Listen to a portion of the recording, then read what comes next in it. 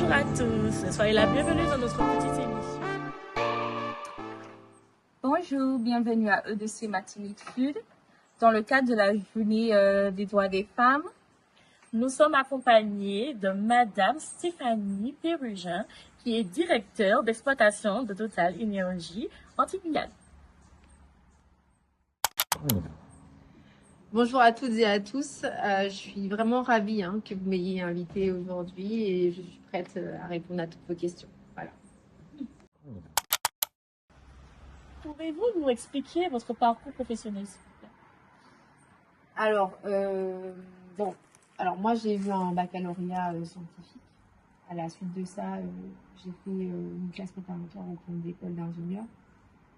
J'ai intégré l'école des mines à Douai. Et donc, à la suite de ça, j'ai obtenu mon bac plus 5.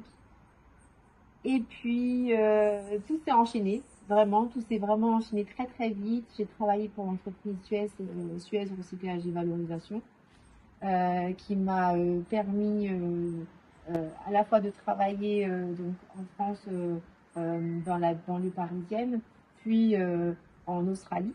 Donc, j'ai fait quelques mois à Sydney, c'était top.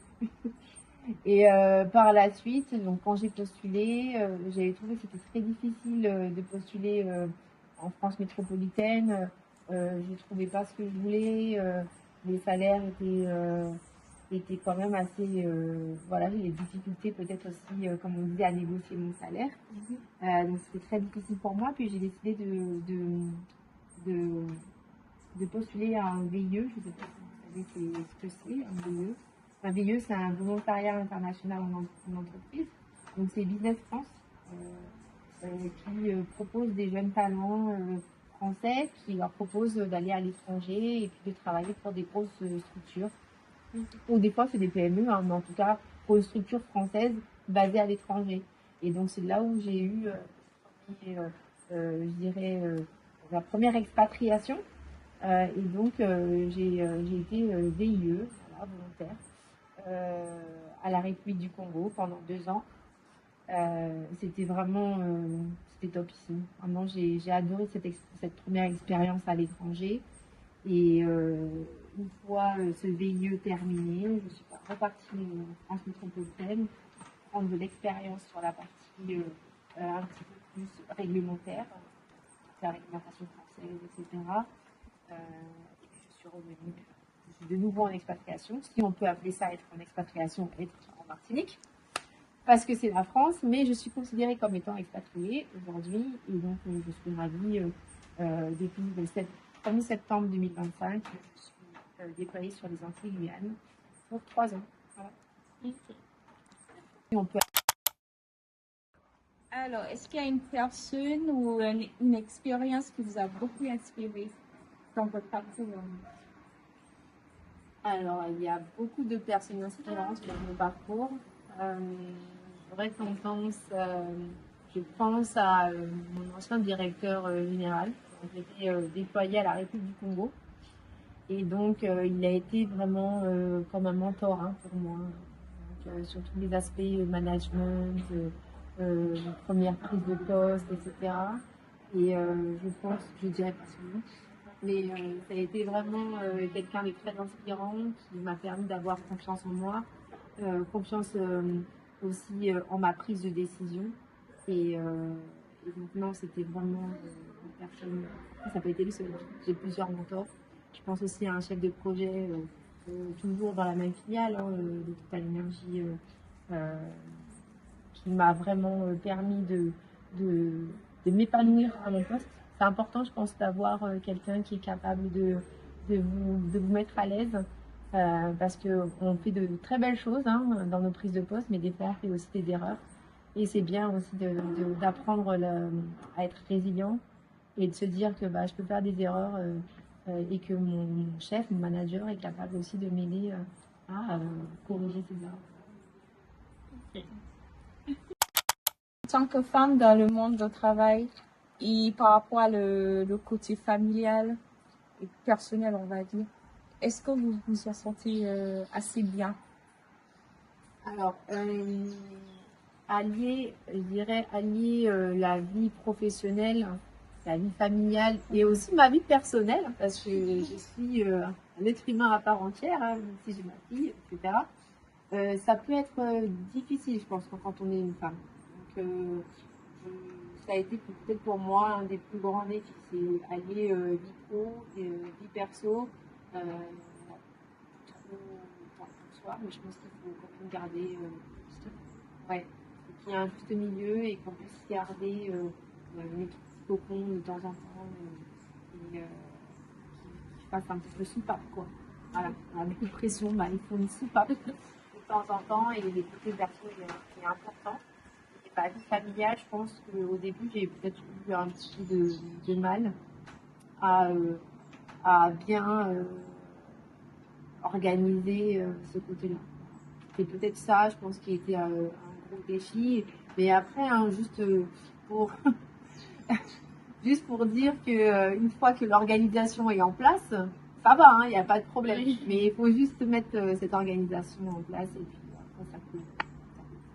Ça veut dire on peut quand même réussir en tant que mère, en tant que femme qui travaille. On n'est pas limité en fait. Non, on n'est absolument pas limité. Et puis en plus, je pense que quand on devient mère, on a ce petit côté bienveillant qu'on développe, hein, que je pense que j'ai développé encore plus avec ma fille, la patience, etc. Pourtant, je pense qu'il y a être mère, c'est pas un frein, pas du tout. Je pense que c'est même un bonus.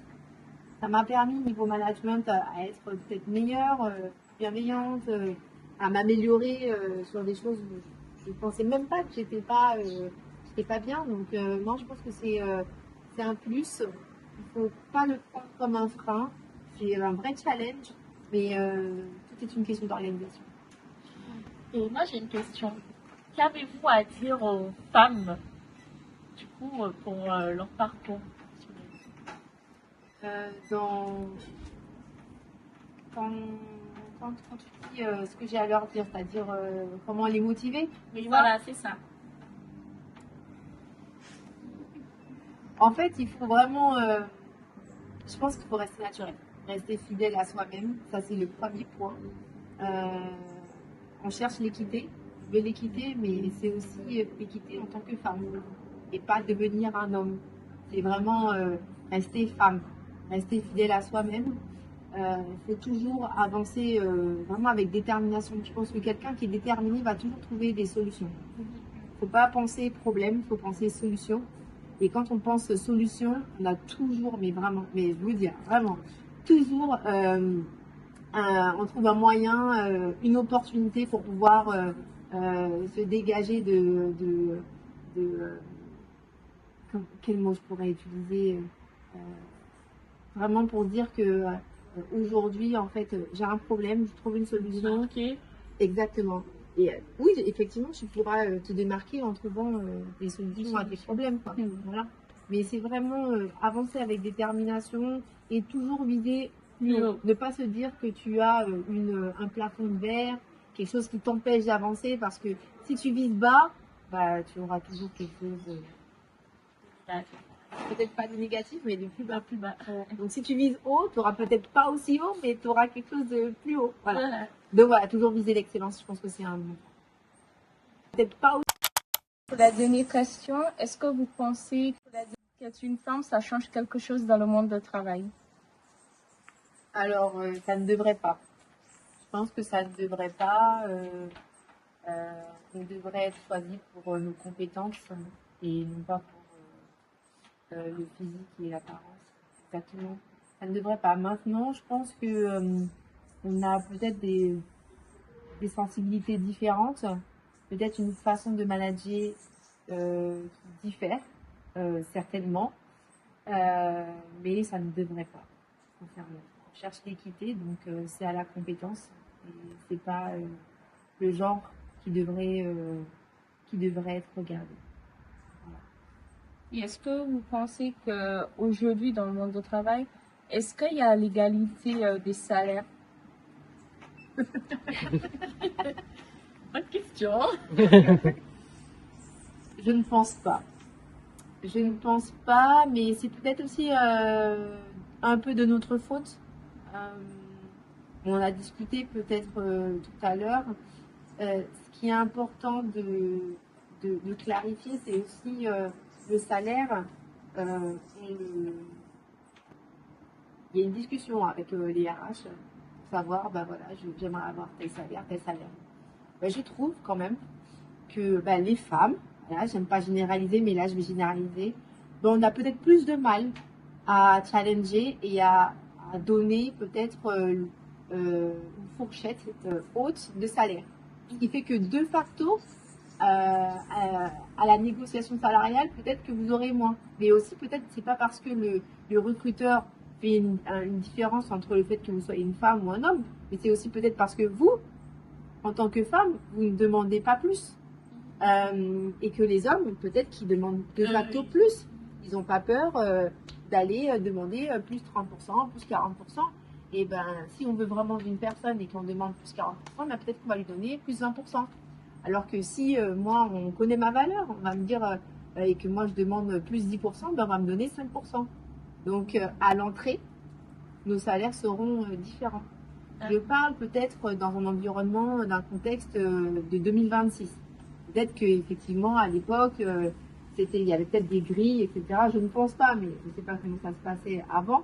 Mais maintenant, je pense que nous, en tant que femmes, peut-être, on se met un frein. La négociation salariale, on ne se met pas au même niveau. Donc, si vous négociez pas votre salaire, bah, c'est pas le recruteur qui va le faire à votre place. Et donc, de facto, vous allez avoir un salaire plus faible. D'accord. Voilà, je pense que ça joue beaucoup. Eh bien, merci d'être là et de prendre le temps de venir une fois et de nous expliquer un peu votre parcours. Et voilà.